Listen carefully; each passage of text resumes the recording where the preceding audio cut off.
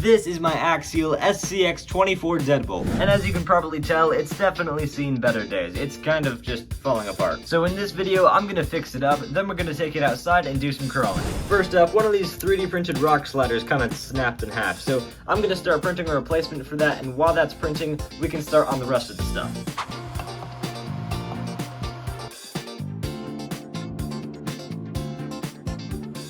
So while that's printing, I have a couple things to hot glue back onto this truck. A spare tire that goes on the back and makes it look awesome. The ESC and receiver needs to go back in there somewhere. And the bumper with lights on it needs to go back up there so the lights can shine through the body.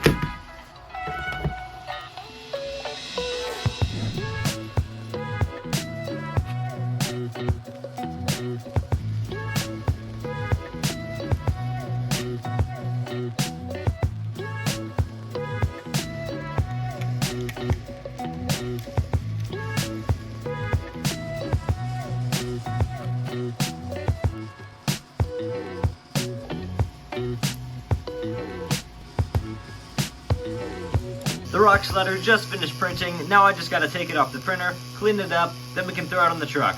There we go, it's all set, got the brim off, got it all cleaned up. Now we just gotta put it on the truck. I also have these 3D printed high clearance links on this truck, which don't fit perfectly, so they make it all kind of sloppy. So I'm actually gonna put the stock ones back on to hopefully tighten everything up a bit.